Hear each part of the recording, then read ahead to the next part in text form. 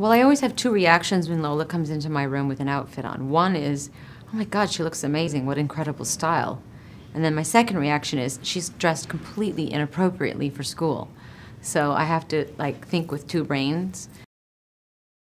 Because she has a kind of a uniform at her school, there's a restriction as to what world of colors she can work with. And so because there's a restriction, it makes her have to be more creative and more resourceful. So I think all of those elements put together, and then plus her influences, you know, watching films, watching music videos.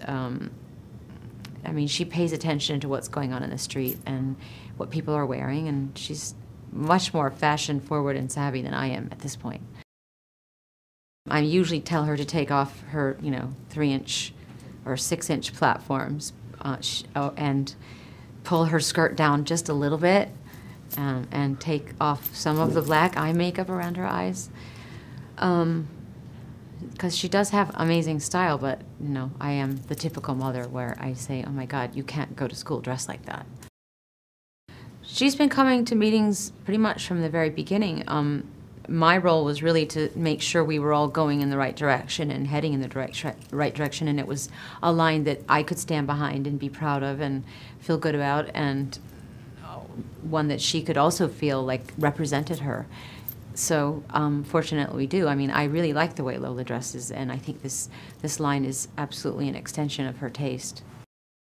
Well, I think this is a good way to get her creative juices flowing and get her to be able to express herself through fashion the way she wants to every day when she goes to school, but instead of me telling her to take it off or screaming and yelling at her and getting into a fight at 8 o'clock in the morning, she gets to use all that energy designing a line of clothes, so it's perfect. We don't generally disagree. She usually doesn't like the things I don't like. Every once in a while she'll really like something and I'll go, oh my God, no way, Lola, you can't like that. But then she'll put it on herself and she'll make it work, and then she'll talk me into it. It's hard to say no to Lola. I like the idea that the line is being sold at Macy's because Macy's has, major accessibility factor across America, and I'm very happy that it's going to be exclusively sold at Macy's. We like to combine, say, like a plaid or a flannel with a lace, or leather with lace or rhinestones, or so we mix and match textures and fabrics and elements that are both masculine and feminine. Macy's seems like a no-brainer. I mean, just Macy's is accessible. Everybody goes there. There are stores around, across the country, and I don't know, Macy's, Material Girl, it sounds good together. A material girl is a girl that is interested in fashion and interested in music and interested in fun and has a sense of humor as an adventurous human being. It's not complicated. It's dressing in layers. It's not looking like you took too much time thinking about what you're wearing. It's easy, you can put things on, you can take things off, you can switch things up, and it's really the way that my daughter dresses. Well, first of all, Material Girl, everybody relates that title to me because of the song that I did 300 years ago.